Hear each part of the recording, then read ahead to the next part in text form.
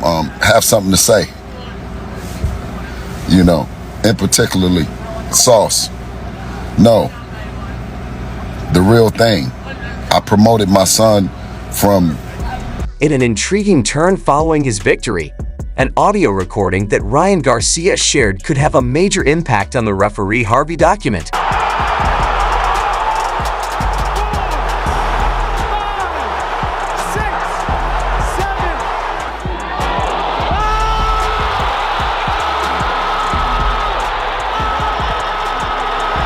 The tape is said to show a conversation between Bill Haney and the referee, in which Haney suggests that Devin Haney might receive a favor in the ring. This is, like I said, a fine line between holding and clinching.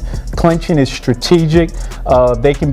They might tie you up with one hand, but the other fighter and them have one hand and it's still... Although Ryan Garcia may have thought he had won the sport last weekend, there is still a bitter taste in his mouth after defeating Devin Haney in a majority decision to hand Haney his first professional defeat. Garcia feels that he ought to have received a knockout. Myself through hell. Yeah. The best fighter here. I ain't ever gonna be played. I'm gonna knock him out and everybody's gonna be cheering. Watch. The fight began in a way that we weren't prepared for when Garcia landed a strong left hook in the opening round, surprising even Haney after a brief chicken dance.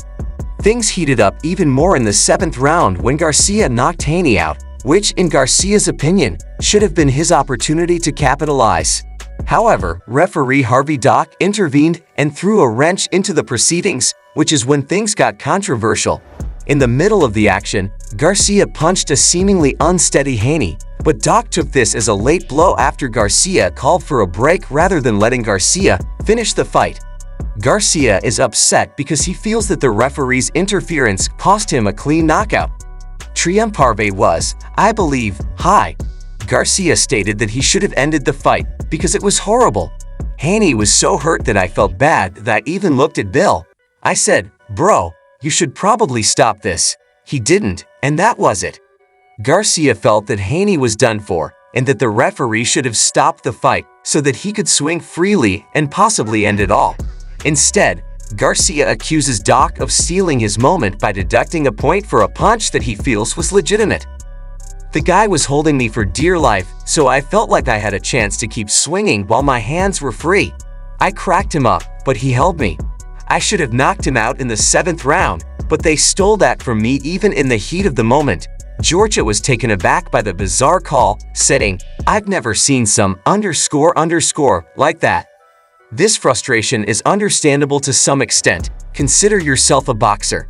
Despite the setback of landing a possibly game-ending punch and then getting penalized by the referee, Garcia stayed dominant, eventually dropping Haney twice more in the later rounds to secure the victory.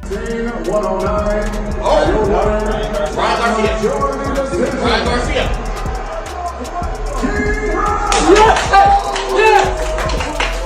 Looking back, Garcia admits that he can still do better.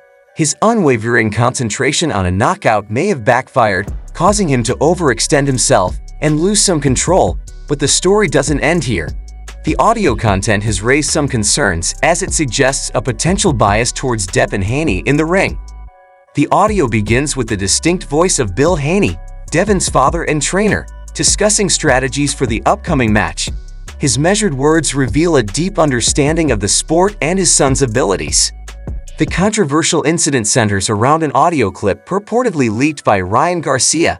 As Doc's voice enters the mix, the conversation takes an unexpected turn, and it is heard that the referee is in agreement with Haney. Devin claims he has the speed and technique. All we need to do is make sure he gets the correct opportunity in the ring. I am aware of your worries. Bill, the referee, answers, saying we'll make sure Devin has an equal opportunity. Bill Haney's comment that we're not asking for any favors, just a fair fight, sticks out on the audio. Despite its apparent innocence, this comment has provoked a contentious discussion among supporters and detractors. Some contend that it's just a straightforward call for justice. Others see it as a subliminal suggestion that Devin Haney will receive special treatment, although the ultimate victory was after the bout. Garcia and Haney both indicated a desire for a rematch, but as the dust settled, Garcia disclosed a different issue, Sweet revenge wasn't the only thing on Garcia's mind. Garcia's body took a hit when he had to drop to the lightweight limit of 140 pounds for the Haney fight. He even missed weight by a significant amount, but the fight still went on. This experience was enough for Garcia to swear off the lightweight division completely.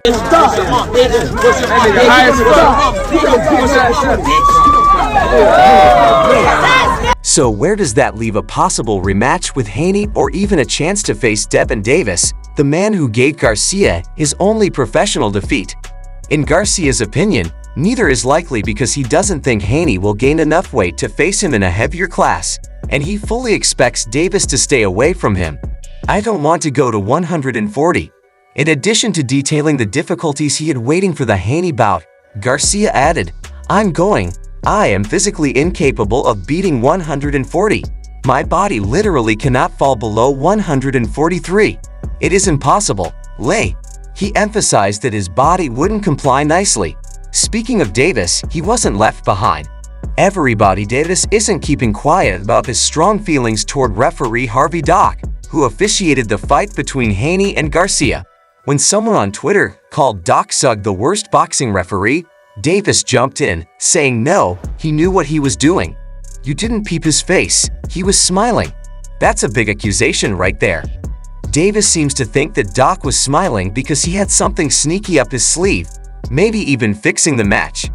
Davis is accusing Doc Sugg of being up to something fishy during the fight. This was an added bonus for Ryan. Garcia's comments on TikTok made me feel depressed since I thought people should have halted that co-ed at the first round. Point deduction wasn't justified, the crazed man never got a warning. Demetrius Johnson, a former UFC champion, expressed his dissatisfaction on Instagram, stating that the fight was extremely irritating since the referee allowed Haney to stay in the fight. Johnson appeared to believe that Doc's decisions benefited Haney and prevented Garcia from completing the deal with a knockout. Maybe he's trying to use that as a tactic to be the bigger guy, so I don't know. Maybe that's a tactic for him. I don't think it's lack of focus. I think he's just trying to use that tactic to sell, the fight. That's all. It's a good fight, it's a 50-50 fight. But this isn't where the ideas stop. UFC welterweight Matt Brown has entered the discussion once more, this time lending his support to Ryan. Garcia, who is no stranger to the world of combat sports, didn't mince words when he spoke out against Doc's actions, believing that Doc's decision to ignore the knockdown and penalize Garcia was wrong. Garcia also condemned Doc's handling of the match. The biggest moment for Garcia, Davis, and Garcia came in the 7th round when Garcia unleashed the devastating left hook. It was a moment of triumph for Garcia, who saw an opportunity to press his advantage and secure a victory. Garcia was obviously biased in favor of Haney. Brown didn't hold back when he called the referee's behavior an act of partiality that tipped the odds in Haney's favor. I didn't believe Devin Hayes was going to get up from that. Brown pointed out how hard Garcia had knocked him down. He then went on to describe the frenzied scene that ensued, with Haney fighting to get back up and Garcia trying to use his advantage. Brown was incensed at Doc's intervention because he felt that the referee had unfairly benefited Haney in the 2 knockdowns, the one where he got up and tackled him, and the one where the referee didn't call Ryan clock him. Devin Haney was held up by Ryan, but Ryan let him go, and the referee in that round was the clearest one for Devin Haney. Brown's evaluation of Doc's performance did not end there. He acknowledged the challenges referees face in the heat of the moment, but he argued that Doc's mistakes in the 7th round were too significant to ignore. Brown called for penalties to be imposed on referees who make such critical errors. Brown also acknowledged the disruptive tactics used by both fighters during the match, but he emphasized that Doc's actions in the 7th round were particularly a bit off in his opinion. Referees, especially Doc, must be held accountable for their decisions, especially when those decisions have such a... I watched it. I thought it was a great fight. I'm happy for Ryan. Devin will bounce back. He got a great team around him, and I wish them both well. Before we dig further into the issue at hand, it's critical that we understand the referee's history. Harvey, before becoming a well-liked referee, Doc had a distinguished amateur boxing career. In 1993 and 1994, he dominated the New Jersey amateur boxing scene. His dominance even went beyond his state. He won the coveted title of amateur champion of Region 1, which included the New York and New Jersey boxing heavyweights. In 1994, Doc solidified his amateur legacy by winning the 156 bits division of the New Jersey Golden Gloves Open Division. This achievement, along with his dominance in the region, earned him the prestigious honor of being inducted into the New Jersey Hall of Fame as the Amateur Boxer of the Year in 1994. However, Doc's ambitions went beyond the amateur ranks as he made the transition to professional boxing in 1997. Although the details of this professional foray are scarce, records indicate that Doc emerged victorious on points, demonstrating his fighting spirit. Despite this professional venture, Doc's true calling seemed to lie elsewhere. In 2004, Doc began a new chapter in boxing. Like I said, a fine line between holding and clinching. Clinching is strategic. They might tie you up with one hand, but the other fighter and them have one hand and it still works. His reputation for fairness and control was quickly established, with him officiating over an impressive 365 fights to date. His presence has graced some of the most high-profile matchups in recent boxing history, including the fights between Saul Canelo Alvarez and Joel Charlo. His experience in the ring, both amateur and professional, proved invaluable. Vilenko and Devin Haney. Why would such a competent referee keep Hayes in the ring for the heavyweight bout between Tyson Fury and Deontay Wilder, as well as the welterweight bout between Manny Pacquiao and Adrian Broner? There are a few possible explanations, the most obvious of which is the betting angle. Like any other sport, boxing is susceptible to gambling addiction. 500,000 per pound. Hey Ryan, let's do 500,000 per pound. Okay. Let's do it. Shake on it. Even in their positions of power, referees are not immune to suspicion. One theory even argues that Doc may have had a financial interest in Haney's victory. The boxing world thrives on words and controversy, so this is a risky proposition for a referee. Professional boxing commissions have strict regulations against referees placing bets on the fights they officiate. Getting caught could result in a lifetime ban, ruining Doc's reputation and career. High-profile fights like this one attract significant wagers, and influencing the outcome to benefit a small personal bet wouldn't make much sense financially. A close fight with a dubious verdict can spark a lot of discussion on social media, which can lead to more views and income. Maybe in this case, the document allowed Haney to continue the fight, not to change the result, but to craft a more engaging story. Fans talk about long-lasting fights, especially when there is a contentious call well after the final bell. But this line of reasoning treads a dangerous path.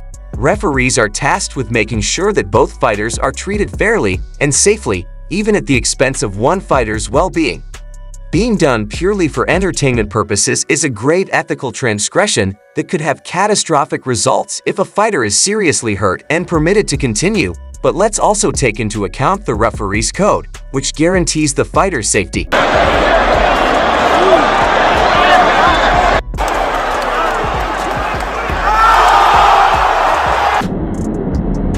In this case, some argue that Doc may have allowed Haney to continue, not out of favoritism but rather to avoid accusations of a hurried stoppage.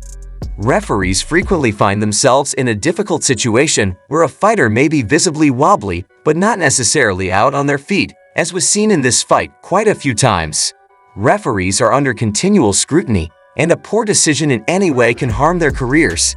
However, permitting the fighter who is obviously impaired to continue puts their health in danger.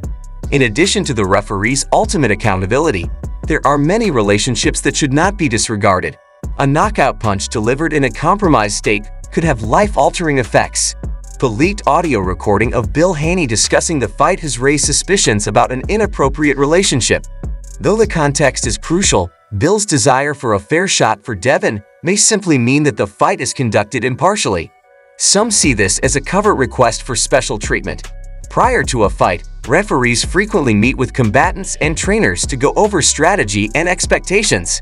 Perhaps Bill was worried that Garcia's combative approach would give him an unfair advantage, but maybe he wasn't.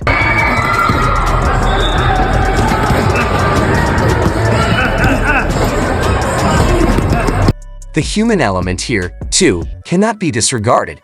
Boxing is a fast-moving sport, Therefore, officials must make split decisions. Second choices under tumultuous circumstances in the 6th round. Garcia landing several strikes on a shaky Haney was a prime illustration. In the heat of the moment, the doctor might have misunderstood what happened. Maybe he failed to see the knockdown clearly or thought it was Garcia's blow that followed the break command. Although it's not ideal, human error is a possibility. Regardless of the motivation behind Doc's actions, the controversy emphasizes the need for accountability and transparency in the boxing world. It also highlights the importance of looking into any possible connections between referees and fighters. Moreover, setting up a system where controversial decisions can be reviewed by an impartial panel could help sustain public confidence in the sport. The reasons why Doc may have wanted to keep Haney in the ring remain shrouded in mystery. The leaked audio fuels the flames, but without more evidence, it's impossible to say with certainty that an improper relationship was at play. The theories we investigated offer some possibilities, but the truth could be a completely different story or a combination of factors, and if any of these turn out to be true, there could be a nuclear bomb going off around everyone involved, with the loss of credibility and reputation for Doc being the most likely. The reputation of impartiality and competence is a referee's most valuable asset. If there is clear evidence of bias in favor of Haney Doc, this reputation will be damaged and fighters, trainers, promoters, and fans will no longer have faith in him to officiate fair fights. Additionally, his damaged reputation will probably make it difficult for him to get high-profile bouts in the future.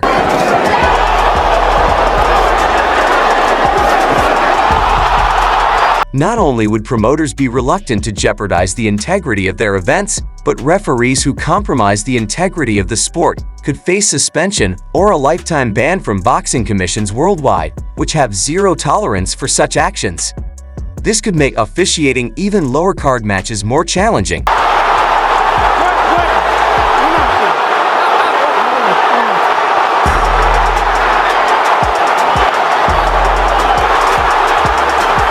Doc faces a harsh reality. Depending on the severity of the offense, he could be suspended for a significant amount of time, possibly even up to a lifetime ban.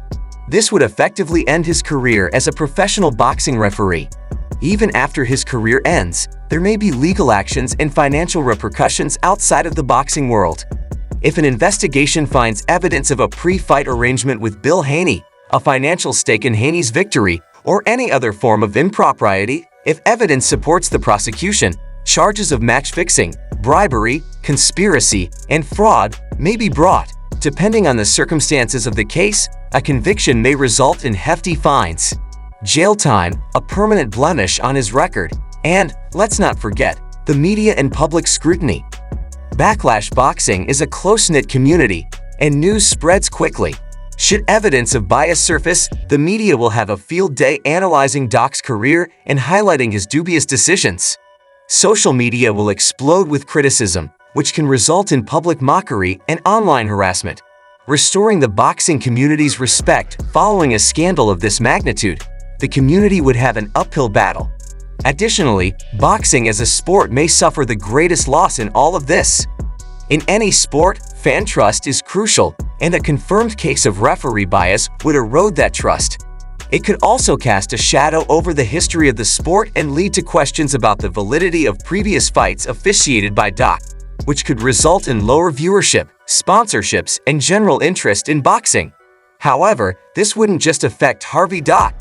There would be a cascading effect that would affect everyone else, with Bill Haney being the first to suffer. If it is discovered that Bill attempted to sway the referee, his credibility as a trainer and father may be called into question, and his actions may be viewed as unethical. There will be more pressure on boxing commissions to impose stronger rules and oversight on referees. Some examples of these would be mandatory background checks, anti-corruption training, and closer observation of pre-fight conversations. Even with these possible outcomes, Doc still has hope if he actively participates in any investigations, is honest about any wrongdoing, and expresses genuine regret. This small window of opportunity could lead to a path to redemption, but it would be difficult and take years to rebuild trust, possibly beginning at the bottom by officiating amateur fights and proving his commitment to fair play. But that's enough on Harvey Doc. It appears that Ryan Garcia is not even pursuing a rematch or anything with the leaks now that the lightweight division is out of the picture. Garcia is focused on taking on new challenges. He disclosed the unexpected name of Sebastian Fundora, a fighter who competes at the 154-pound super welterweight limit. This decision may seem arbitrary, but Garcia has a plan. I saw myself fighting Sebastian Fundora, who was 154 pounds. Inspired by the prospect, Garcia went on to clarify his conviction that he could defeat the bigger opponent. This audacious claim, citing previous bouts in which he spared with larger opponents and declared that he had knocked them out cold, demonstrates Garcia's self-assurance and willingness to push himself against more formidable opponents. So, what are your thoughts about Harvey Dock? Please post them here, and don't forget to like. Additionally, subscribe to the channel for more material. I'll see you in the upcoming update.